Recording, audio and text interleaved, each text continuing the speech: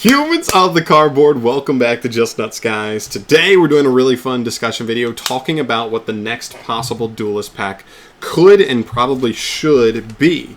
If you don't know, Konami's kind of been on this pattern over the last couple of years of doing these Duelist Packs based on a certain attribute. They've gone in this exact order. 2022, we got Duelist Pack of Gloom. This had all dark monsters, or dark archetypes, in characters who played mainly dark monsters. Then we had Duelist of Whirlwind, all wind characters and archetypes. When we moved to Abyss with water, then we moved to Pyroxene with earth, and then we moved to the most recent one from this calendar year, 2023, Duelist of Explosion with fire. So that is 5 of the 6 main attributes, which kind of tells me that if all makes sense, if Konami is really going through with the whole pattern, we should get a light-based Duelist Pack this year, or at least next year, 2024. Maybe announced in 2023, but won't come until 2024 would be my guess. But anyway, today I've done, not gonna lie, a good bit of research on this. I pretty much have every archetype I think could possibly make it in here. There may be some weird ones, so they've come up with some random out of left field ones in the past, but I think these ones are probably the ones that have the most feet to stand on. And we're going to go through it. I have a tier list here. I've got different categories for all of these different archetypes. I've got top tier. These are the ones that just make sense. There's really no ifs, ands, or buts about it. These archetypes just make sense. They're light-based. They have a good popular character. That's a big thing to keep in mind here. The more important thing for this set is actually the character more so than the archetype. The archetype doesn't have to be that relevant if the character is super relevant, right? And we've seen that before. So there's that. There's archetypes that are in the discussion. They're kind of like Fringe. They're just like not the most awesome characters or most prevalent characters, or the archetype is weird. It's something that kind of irks me about it, that makes me not think that it's top tier. Then there's the archetypes that have poo-poo characters. They technically have characters in the anime, but they're not prevalent at all, and I don't think Konami would use them to market the set, so I don't think it makes sense. Fourth tier is in already. These are archetypes that would make perfect sense. Huge character, light-based archetype. They've just already been in a Duelist Pack, so I don't think they would probably go back and do it. We've seen Konami take characters that have already been in Duelist Pack and do a separate archetype. Like, for example, I believe we've seen like Zane Truesdale get Cyber Dragon and Cyber Dark supported in Duelist Packs. That's a good example. There's a couple of other examples as well, but they've never done the same archetype. They've taken same character, different archetypes, just not the same archetype. So keep that in mind. And the last one is supported recently. This is an archetype that may almost make the cut here, but the fact that it's actually gotten support in the last 1 or 2 years makes me think, like, why would they double up on it? I don't really think that makes a ton of sense here. So those are the 5 tiers. The top 2 tiers are really the ones that matter, that I think have any legs to stand on, and the other ones I think are probably eliminated. So let's get into it. Starting off here, we're going to start with Odd Eyes. Odd Eyes is pretty basic. It's already been in. Otherwise, big character, big archetype, like that would work, but unfortunately misses the cut for me. Utopia, in already. Let's just go in order. You know what I mean? Utopia been in already. Stardust Dragon already been in. Galaxy Eyes already been in. Ojama. I actually thought Ojama was going to be super interesting because I didn't realize they were all light. I just assumed they were Earth because they're all beasts. They're actually light, which is really funny. But unfortunately, they have already been in, so they probably won't make the cut either. Crystal Beast, same thing, already been in. What am I missing here from my list? Morphtronics already been in. Cyber Dragon already been in. Cyber Angel already been in. Blue Eyes already been in. And I think that's everything that fits that category of already been in. So for the category for supported recently, these are archetypes that have just already gotten support in the last, we'll call it 2 years for the most part. Chronomaly got their wave. They got like 5 straight up cards, didn't they? In that one core set. I don't remember exactly which one, so I don't think they really make sense. Plus, there's not like a super beloved archetype. Firewall. This one I thought would actually be really interesting. Hasn't been in. Vrain's archetype, main character, but it was literally like we got Firewall support as like the face of a core set. I'm not going to rule this one out entirely. I do still think it's been supported recently, but because it's a main character archetype, I do still think there is a world where Konami says, screw it. People like Firewall. People like Lynx. It's a main character. Let's throw him in there again. I don't know. I could see it. And last one is Silent. Swordsman. People had said they had always wanted Silent support, but we actually just saw from the most recent core set that they added the Silent cards as like a revamped version to a new version of like Yugi's deck from the final duel in the original anime. So I think those can be eliminated as well. Alright, so those are the first two tiers at the bottom, most likely eliminating any of these out of contention, unless Konami wants to show their hand at like the first Duelist Pack where they actually give an archetype two different iterations in Duelist Pack. These should be eliminated. Okay, into the Pooh character category. This is going to start with Watts. Yep, played by Misaki, but just not good enough, not a relevant enough character. Star Seraphs played by some guy named Dumont.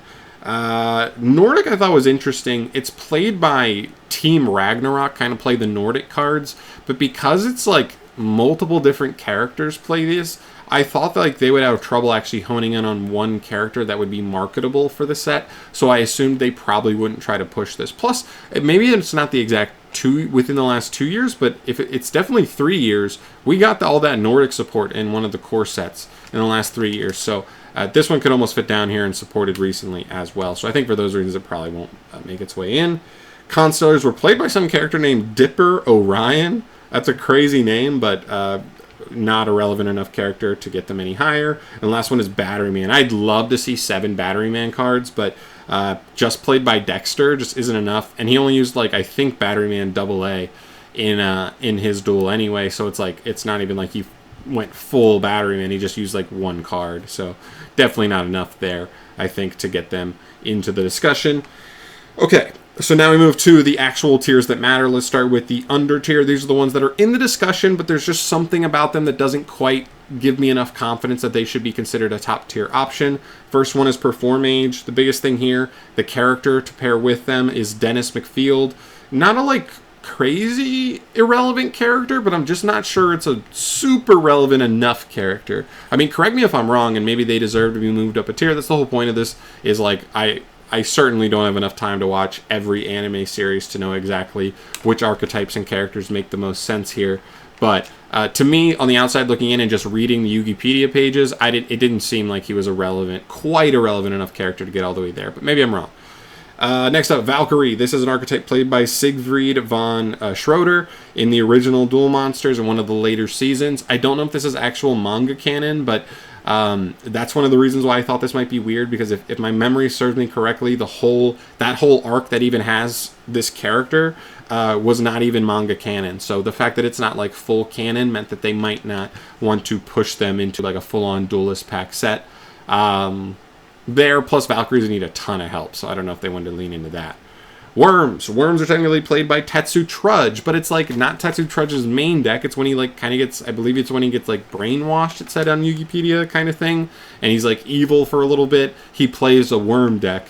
I don't know if that's enough to get them in there, but you know, Konami is kind of going off right now with the dual terminal archetype support, so maybe that is a world that gets them in, but other than that, I don't expect them to. Cyphers, played by Kite Tenjo, actually a very prevalent character, but this is not like a Zane Truesdale, like Cyber Dragon to Cyber Dark. This feels like a much lesser version of the Galaxy Eyes Photon cards that he plays, so he's already been in here. This would be a second archetype, and I'm just not sure Cypher is a big enough like archetype category that Konami would want to go in on making like potentially the most relevant character in the whole Duelist Pack, supporting that one of his archetypes. I just don't know if they'd go all the way in, but I'm not going to rule it out because it is still possible.